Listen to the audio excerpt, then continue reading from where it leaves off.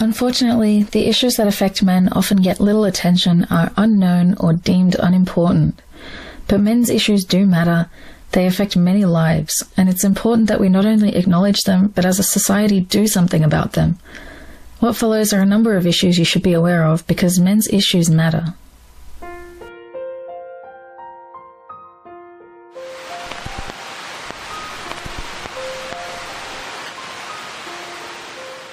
Yes, it is. So why are nearly 50% of domestic violence victims denied care and resources? Men who have suffered from domestic violence have extremely limited options and little to no community support. They can go to a homeless shelter, assuming there's any space there, which as the homeless population grows becomes less and less likely, just to be turned out the next day to return to exactly the same home situation they left. Homeless shelters do not offer the necessary targeted services domestic violence shelters do, and can often be violent in their own right. So we as forward-thinking and compassionate beings cringe at the idea of sending battered women to a general homeless shelter, but it's fine to send battered men there. Domestic violence shelters are not standalone entities. They partner with community health, legal services, the police, social workers, and housing offices. They are zoned, inspected, government approved, and intended to provide both short and long-term care plans through referrals. Criticism of advocacy for more men's domestic violence shelters, or any at all, often ends with, "Why don't you just do it yourself?" As though it were that easy. Aaron Pitsey and Earl Silverman could tell you why it isn't that easy. Well, Earl can't. After successfully opening the only dedicated men's shelter in Canada, he was forced to close its doors because of lack of financial backing and took his own life shortly thereafter. And Aaron Pitsey? After a lifetime career of working with families to address family violence, the woman who is often credited with creating the domestic violence shelter model and opening the first in the world, was met with threats and violence when she turned her attention to opening a men's shelter and publicly advocating for male victims of family violence. The ugly reality is that the people in positions of power we need to sign on, fund, approve, just don't care about battered men right now. They're seeing through the microscope of women as victims and don't look up to see the children and men, bruised and bloody, standing just outside their field of vision. And we need them to look up. And that means we need you to, because you and your family and your social circle may be the counselors and mayors and legal representatives and police officers who someday find that piece of paper in front of them to sign on to open a men's shelter and give battered men the same care and compassion we already give battered women. To give men the same chance to rebuild and heal themselves and their families. Yours could be the deciding vote or signature or donation. If you care about battered women and you care about the children affected by witnessing or experiencing this violence, if family issues matter, then men's issues have to matter too. Men's issues matter. Is homelessness a men's issue? Oh gosh darn it, I forgot. Men had no issues, but allow me to take a couple of minutes of your time to contend that.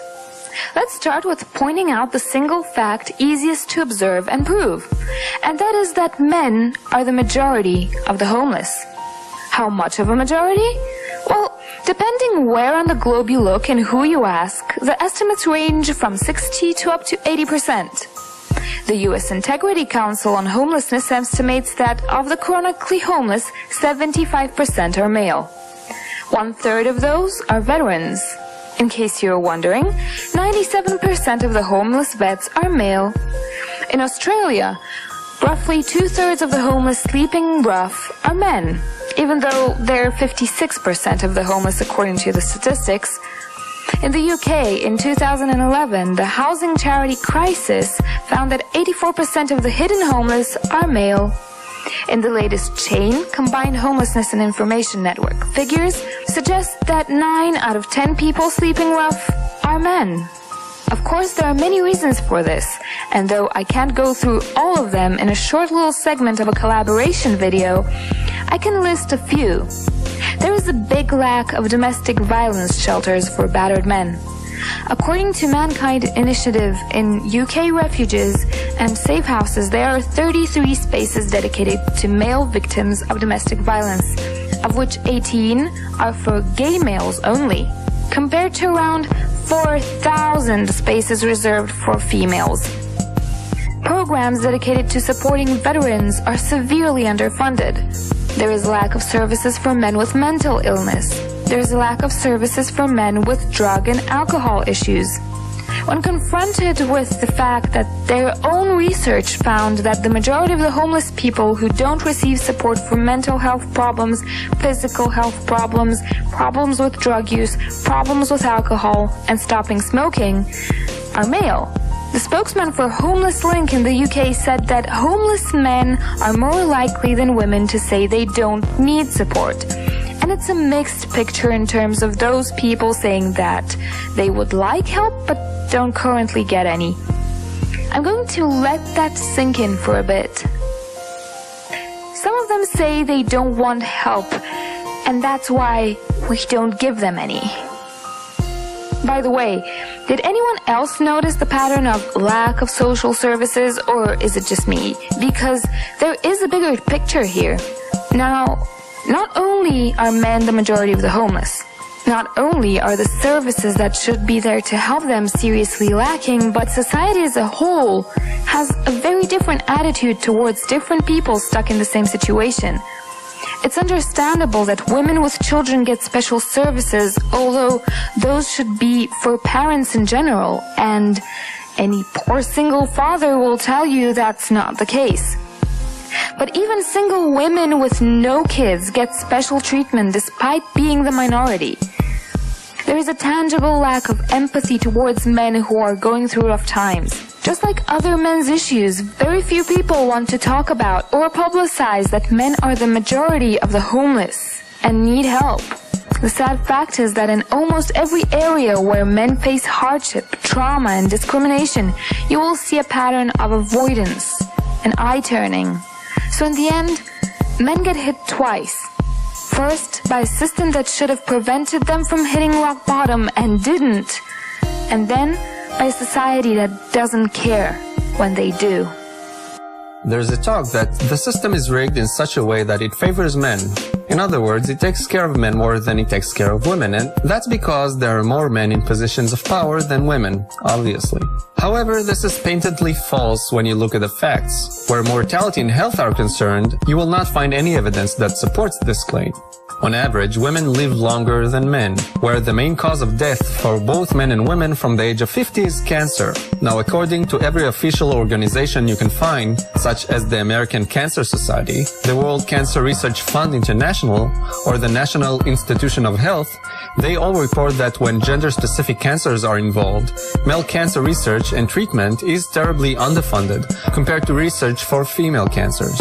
So you can find all kinds of sources confirming that even though women are 20% to 50% more likely to die from breast cancer than men from prostate cancer, for example, breast cancer research receives from 200% to 400% more funds. Another example for gender disparity is when domestic violence is concerned. Although men get injured less than women, there are still many who get seriously injured. Yet there are almost no funds and no preventive programs or shelters to protect and treat men. And in this case, 99% of all the funds go specifically to women. And of course, the same could be said about mental health treatment for victims of rape, where female rape victims receive millions of dollars annually, and a lot of that money goes for prevention and treatment. Male victims, however, get virtually no funds, and not only there are no prevention programs, the number of male, that's men and boy, rape victims is for all intents and purposes unknown, as in some places males cannot be considered the victims of rape, and therefore there is no research to find out what the actual numbers are. In places where they do conduct this research, it has been shown that these numbers are quite significant, and yet no programs are available. Everyone suffers at times from stereotyping and having assumptions made about them just because of the way they were born. Men are not unique in this area, but there are some uniquely harmful expectations put upon men that are worth bringing to light and fighting against. Men throughout history have been expected to be more stoic and reserved than women. They have often been shamed by society at large for expressing emotions such as fear or grief. Recently, some have referred to this type of masculinity as backwards, and have called for men to be more open about their feelings. This is indeed a step forward. However, there is a downside that any man who is content remaining with a more stoic outlook is then branded as toxic by proponents of this new type of manliness. Far from being free to choose their lifestyle, men find themselves stuck between a rock and a hard place, unsure which set of behaviors to go with, as both receive harsh criticism. Boys are taught from a young age to never hit girls. Whilst this is totally commendable, girls receive far less instructing in this area. Whether it's the White Ribbon campaign, which holds special assemblies just for male students to teach them to not be violent, or the Duluth model, which defines domestic violence as an act done by men to women. Society does not believe that women are equally capable of being physically abusive. Numerous studies and experiments have documented that when a man is aggressive to a woman in public, onlookers will intervene almost immediately. However, if the roles are reversed, onlookers will remain silent or possibly even ridicule the man for having been beaten. Any violence done towards any one of us should be taken seriously and dealt with accordingly. Men are also seen as uniquely predacious when it comes to sex. For example, in countries like the United Kingdom, it is not possible for a woman to be convicted of raping a man. Rape is a crime that only a man can commit against an unwilling victim.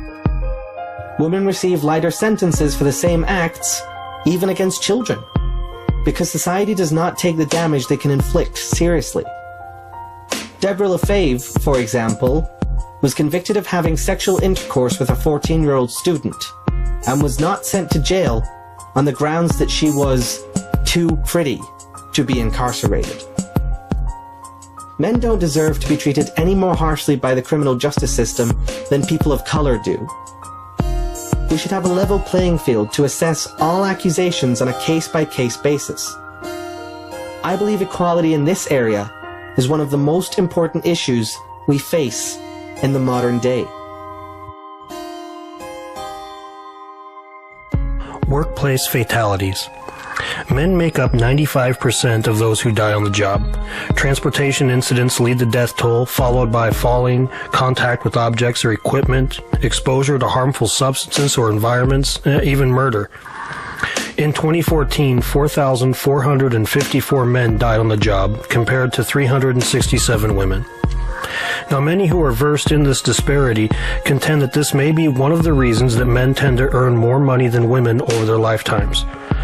The numbers of workplace deaths have diminished over the last 20 years, but there is still a stark contrast in the numbers of men versus women who die on the job. Now, many factors may be the cause of this, including society pushing men to be breadwinners, men being more willing to take risky jobs, employers being less likely to hire women for risky jobs, or even employers caring more for the safety of their female employees. No matter what the underlying causes are, this issue should be addressed, because men's issues matter.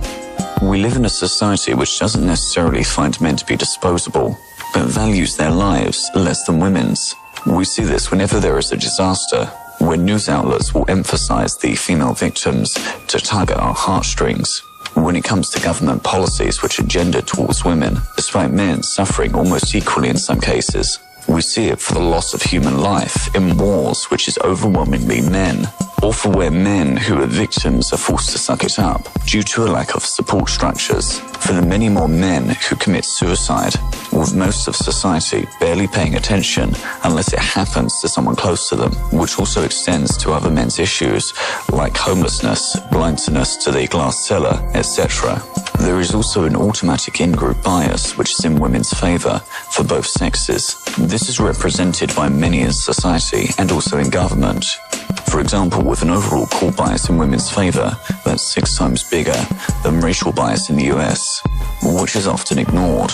Women's issues being taken seriously, whilst men's issues being ignored and fought against. Where there are departments dedicated to women's needs, from the Department of Women's Health to UN Women, but none of the sort for men's health or men's rights. Let's try a quick test now. With only the information of a person's sex and nothing else, who would you be more inclined to save if you were put into that situation, the man or the woman?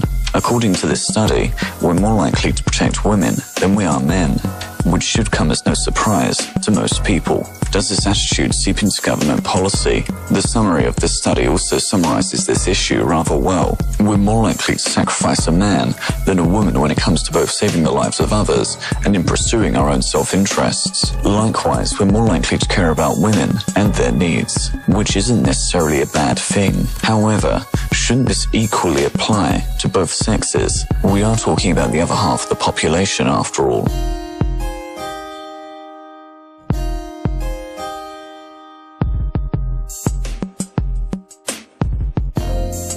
Please feel free to mirror this video or share it on Facebook and Twitter.